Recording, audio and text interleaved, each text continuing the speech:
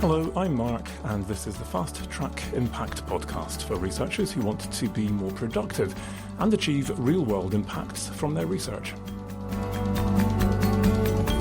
This week I'm going to build on the last 2 weeks where we looked at motivations and labels and take us a step deeper. I promise I will do some more impact-based stuff very soon, but of course, great impact comes from great research, and we are, of course, researchers generating the kind of impacts that come from, in theory, robust, original, and significant research. And it is those final two criteria that we are often judged on that we often find the hardest. They're also the most subjective, of course, as well. But how do you come up with new ideas that are genuinely original and absolutely significant? That paradigm-shifting idea, piece of evidence, whatever it is that shifts things forward in a radically new direction that everyone else then builds on, and the entire discipline now careers off in a new direction. And that's our holy grail. We're all searching for that one point in our career, and one will do me. I'll be happy with that. But of course, we can do more than one genuinely original and significant paper, book contribution in our careers. And this week I want to think about an approach, a framework that has been derived from the work of Keats, the famous poet. And this might seem like a strange place for us to learn as researchers about this process, but ultimately, as a poet, Keats was fundamentally creative. And I think for me, that is the well from which we need to draw if we want to come up with genuinely original ideas which are significant enough to transform our discipline. And he has these three ideas. Now, these were never laid out as a framework formally by him. These have been extracted from his letters primarily as he talks to his correspondents about his process, about how he himself generates new ideas. And there are three elements. So the first is the idea of becoming more comfortable with uncertainty and what he calls negative capability, which I'll explain.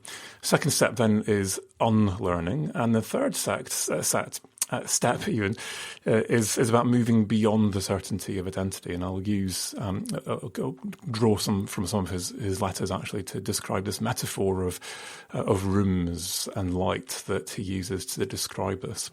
And I found it inspiring, so I hope that you're going to find this inspiring. I'm going to try and illustrate this with examples of actual research, either from my own research or colleagues I've worked with, to try and make this real, rather than just using famous examples of people that made paradigm shifts that have gone down in history that feel a little unachievable for the average person. So the first of these three ideas is becoming comfortable with uncertainty and increasingly reveling in that place of not being sure, not entirely knowing. Quick edit out of a sneeze there. The beauty of podcasting, you don't have to get subjected to my sneeze there. So this idea that I'm not just there in uncertainty, but I actually begin to be attracted to uncertainty, to not knowing. And for me, this is fundamental because we have to go beyond the cutting edge if we want to make a genuinely original and significant contribution. And of course, what is beyond the cutting edge is a place of unknowing, of uncertainty, of darkness, effectively. And if we shy away from that, if we want to always feel like we're on solid ground and that we are just on that cutting edge, then all we'll ever do is incremental work on the cutting edge, and we'll never make that paradigm shifting advance. So this is the idea of negative capability. It's not negative in terms of moaning and complaining. It's not negative in terms of an absence. It's about a spaciousness of mind rather than an empty mind that realizes that there could be wild new possibilities out there that nobody has ever thought before, that nobody has ever discovered before. Keats, as it turns out, reading about him, I didn't know he was actually a chemist by training. And so the people writing about him have interpreted this idea of negative capability as something that kind of comes from this idea of negative charge that you might find in chemistry, as opposed to positive charge. So Stephen Coote, writing about Keats here, I quote here, says, "Negativity is not a rejection, a minus, or an absence, but rather a sympathetic, receptive intensity." And what I'd like to do is to draw an image for you, a metaphor for what this is like. And for me, it's a cliff edge. So draw this picture in your mind of a cliff edge. And you've got all these researchers who are fighting their way through brambles and nettles and bushes and various obstacles to try and make their way onto that cutting edge.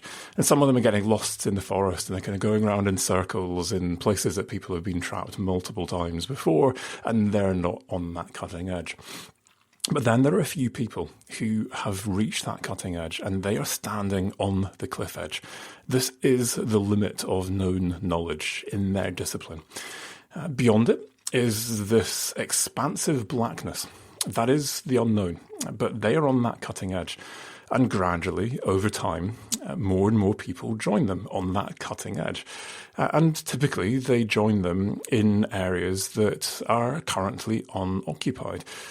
Okay, so there's an interesting new part of this cutting edge right over here with some interesting plants growing on it. And here I am now. I'm going to sit on this part of the cliff, with my legs dangling over the edge, and have a look at everything that I can see around me in the grass. Here on either side of me. And what I would describe this as is the process of us in our training, trying to get to the place where we fully understand what has been written that is perceived to be on that cutting edge. And now all of us who are on that cutting edge looking for gaps. And as we read, as we understand, and we talk to each other on that cutting edge of the cliff edge, we see, so we're not quite sure about this. And there's a patch over there that nobody's really ever been visited before. Let's have a look at that. And we spend our whole time coming up with what I would describe as fairly incremental, gap-filling advances that don't really change the cutting edge. And that's fine. There's great value in that, and let's do that. Let's explore that. But who is going to be that one person who jumps off the cliff edge and discovers something completely new? And so that is what I suggest that any of us who want to make that genuinely original, significant contribution need to do. We need to jump off the cliff into that expansive darkness that lies beyond. And at this point, my cliff edge analogy maybe begins to break down, because I'm not going to leave you free falling through the air to discover that what you might discover then ends up smashing you to bits. I'm going to suggest that actually you step off this cliff edge and you discover that actually you don't fall. In fact, something is holding you there. And so you're walking out, and the further you go out, the more enveloped in darkness you become. And of course, there is this incredible urge to step back onto the cliff edge, because there is certainty, there is light. That is where everyone else is, in fact. And in fact, the further out you go, the more the shouts and cries of your colleagues will begin to reach you. Hey, what are you doing? Come back. And that's dangerous. And that's really stupid. And can you believe? Yeah, you can just imagine, yeah? And actually people who do take those steps into the unknown of their discipline, who sometimes not, actually make that paradigm shift, are often heaped with scorn by their colleagues as they take those first steps. No, I've not. I would hasten to add very quickly, I've never changed my discipline. I've never made that paradigm shift, which is why I'm thinking about this, because we all need to think harder and in new ways about this if we're going to make that kind of contribution. But I think the closest example I've got of something like this is some of the peatland research that I was doing. And we wanted to understand, might there be a market for carbon based on restoring peat bogs? Who knows? What would it be worth? Would it be worth enough to justify the cost of restoring these habitats? And everyone from my discipline told me, you have to research this and do some theoretical economics. We need to do willingness to pay surveys. That's how you work out how much people would be willing to pay. And before you do that, before you actually create a market, you need to have that evidence. And there were various people trying to do things like that, and we were kind of going around in circles. And for me, it was still theoretical. Yeah, you might say to a researcher, I'd be willing to pay this, but actually, would you be willing to pay it? And actually, the people who are willing to pay are actually companies, and each company will perceive this in a radically different way. And I'm not convinced that any of that kind of evidence will tell us anything meaningful in the real world. So actually, why don't we just jump off this cliff edge and create a market and see what happens? And the market might fail. The market might explode in flames because we've done something that everyone thinks is unethical, that is unviable. Maybe we lose lots of money. Who knows what might happen here? This is a fairly scary step. But actually, if you want to know how much someone is willing to pay for something in reality, your only actual answer that, for me, holds any water is I created a market and I put it up for sale and people bought it. And this is how much they were willing to pay for it in reality. And of course, you get impact at the same time. And so the only paper that I've got that has been considered that it might get 4-star, which in theory might be paradigm shifting. I mean, in reality, it's not. But the only paper that I've got that has been ranked as potential 4-star so far for our internal reviews is my paper about the launch of that regional carbon market and how we did that and the evidence that we gathered from that process.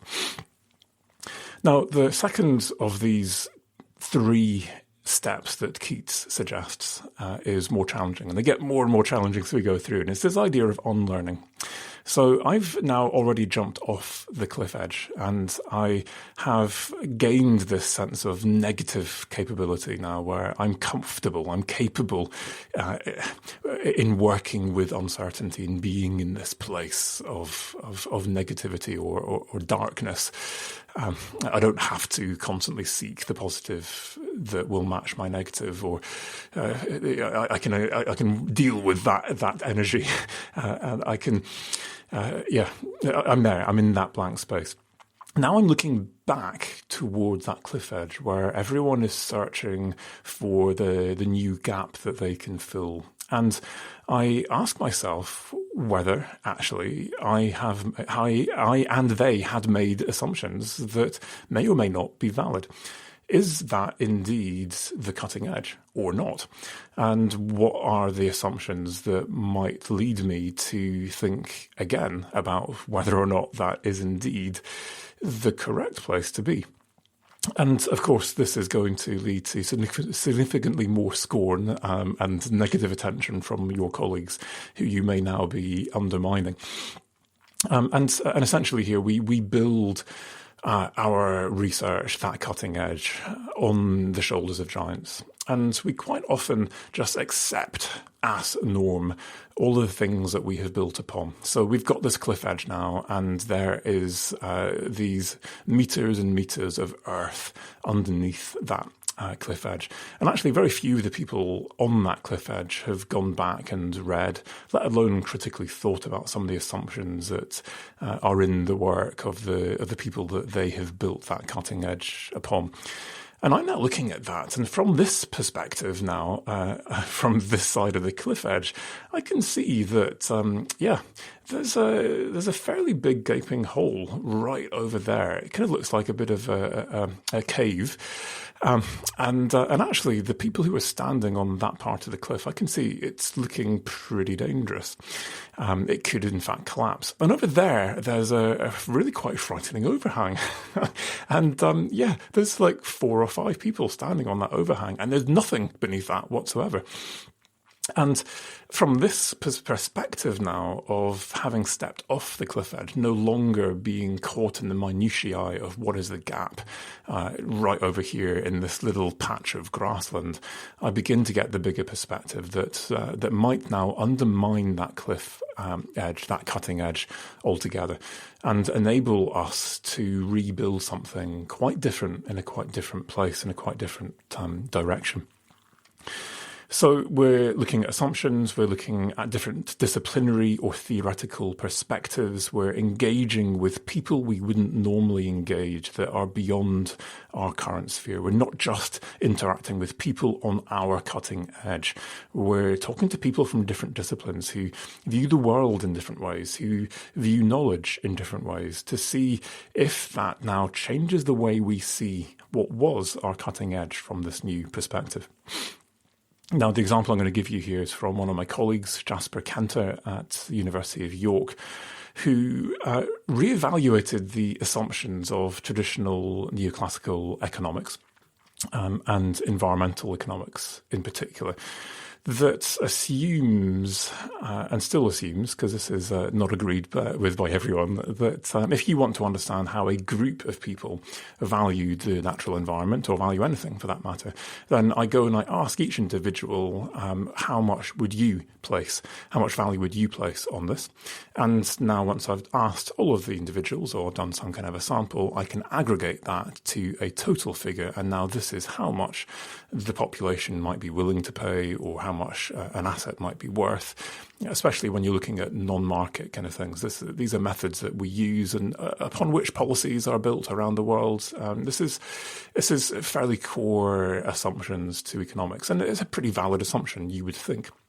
And what Jasper did was he came along and he suggested, well, what we're trying to do here is understand the shared values of a group. So actually what happens when you get that group of people together and you ask them, sitting in a room, how do you as a group value this? And as a group, what value would you place on this?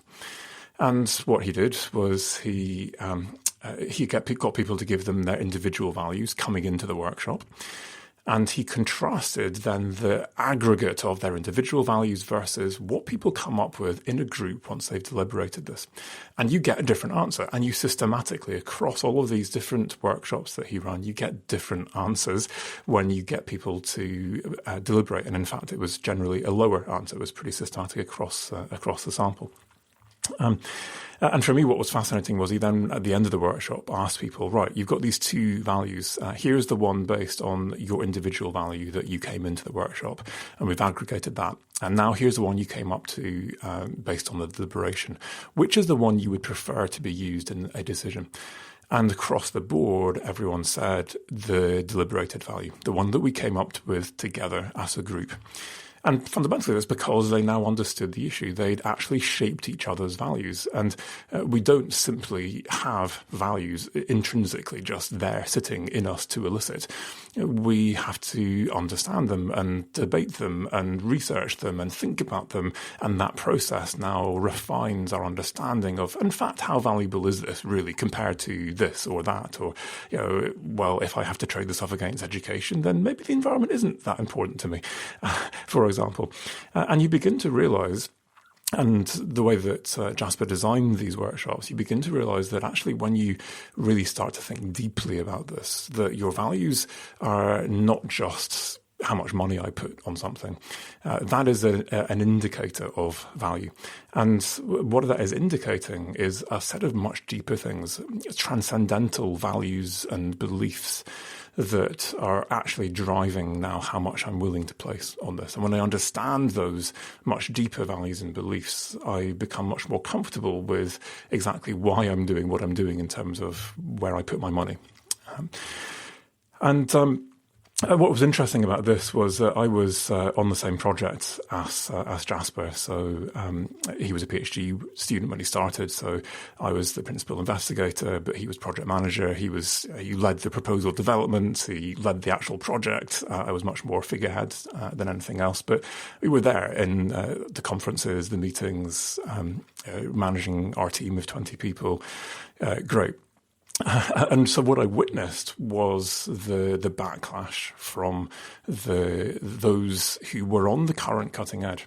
And people really didn't like this. And there was a particular professor who was kind of probably the most famous professor in environmental economics at the time, maybe still is, I don't know, who was deeply unimpressed. And he basically said there is no such thing as shared values, at least the way in which you're describing them. It just simply doesn't exist. And so Jasper and him had many deep and meaningful conversations that I will confess went over my head as they tried to argue this thing out. And the fascinating thing is now, wind this on 7-8 years, I can't remember how long ago this is, and that same economics professor is now recruiting people to his research group who have skills and experience working in Jasper's technique, and he's come round, as have the majority of other research teams in this discipline. And it's not that they've thrown out their own methods, but they're now acknowledging that there are alternative methods that can be used. And again, interestingly, the only objective measure I've got of is this paradigm shifting or not, did that work as a technique, is these internal reviews that we're all going through in the UK at the moment. And Jasper's work has been evaluated, and I can't say which universities, there's multiple universities on these papers, but it's been evaluated by one university, by a group of economics people, environmental economics people, as being 4-star. That paradigm shifting paper, according to this group of people, and who knows if others will agree, and I know that another group put it in and they didn't agree, a group of agricultural scientists who thought, it's not even classifiable, it's the opposite end of the spectrum. But to those in that discipline, this was viewed as paradigm shifting, at least those who evaluated that paper at that time. So the idea of jumping off the cliff to then be able to reevaluate. And that then leads me to the final of these three elements, which is moving beyond even the certainty of identity. And one of the reasons that Jasper was able to do this was that Jasper came to economics as an environmental scientist. That was his original training.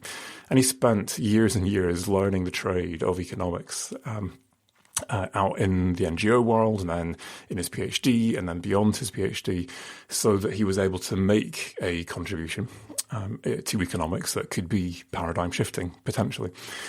But he did so from a position where he wasn't entrapped by the assumptions and the norms and the strong kind of pull of all of his peers to remain on that cutting edge. He was able to undermine, to kind of dig out some of the assumptions and collapse parts of that cliff that was the cutting edge, and suggest that, you know what, there's something over here, guys, that is worth looking at. Now, last week I talked about labels and the fact that we have more identities than we often think about. And I hope that you've done some thinking between this week and last week, because in that place now where you've done that thinking, well, clearly, if I have a very fixed identity, then that can constrain my thinking. People like me, people like this, people like us do things in a certain way. And that's maybe not an explicit thing, but implicitly there is that assumption that, well, I wouldn't even go there because there is this taboo over those kinds of approaches. So I'm a qualitative researcher, I wouldn't do quantitative. I'm a quantitative researcher, I'm a modeler. Why would I mess around with qualitative stuff or whatever? You know, there are these implicit biases and assumptions that means that you just don't even think about going to certain places because of the identities that you've been given. So what about even going to the level of an identity based around evidence? So I do evidence-based work. What I do in terms of the impact of my research is based on evidence, and I'm all about creating the most rigorous evidence base possible for our discipline to build on. But then ask, well, what is evidence if it is not based on rigorous new knowledge? And now what is knowledge? And all of a sudden I realized that I may well be able to interrogate some of the assumptions that I've made about what constitutes valid knowledge, and hence what constitutes valid evidence, if I now take a more subjectivist, relativist approach to this now as lines of argument, perhaps, that are rigorous, yes, that are internally consistent, that are triangulated, etc., but that may or may not be the one right universal answer. There may well be a number of alternative valid lines of argument that some people would say are irrefutable lines of evidence that you may or may not want to listen to based on the assumptions that those different people make, their sample, the timeline over which they did their studies, etc., etc. So whether this is your discipline, whether this is your way of understanding the world, or what knowledge is, or what evidence is, whether it's just other assumptions that you take on board of the ways that people in your discipline do things or don't do things, can you move beyond the certainty of identity? And that, for me, is not just relabeling yourself as something else now and constantly relabeling. As I said last week, this is about, if possible, moving beyond even integrating identities to transcending those labels, to say, you know what, I'm comfortable not being pigeonholed. I'm comfortable being flexible to be multiple identities all at the same time and to flexibly adapt between them as the circumstances demand, but in a way which is still entirely ethical and authentic as me. Now, I'm going to conclude this by having a look at some of the stuff that I've been drawing on, and the authors I've been reading have been drawing on from Keats. This is from one of his letters. And my conclusion is to use his metaphor rather than my metaphor of the cliff here, which is a metaphor of rooms. And so he says, I compare human life to a large mansion of many apartments, two of which I can only describe, the doors of the rest being as yet shut upon me.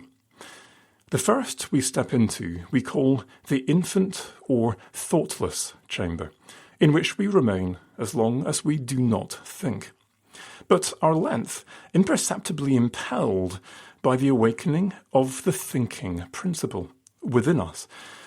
We no sooner get into the second chamber, which I shall call the chamber of maiden thought, than we become intoxicated with the light and the atmosphere. We see nothing but pleasant wonders and think of delaying there ever in delight. However, among the effects this breathing is farther of, is that tremendous one of sharpening one's vision into the heart and nature of man, of convincing one's nerves that the world is full of misery and heartbreak, pain, sickness and oppression, whereby this chamber of maiden thought becomes gradually darkened, and at the same time on all sides of it, many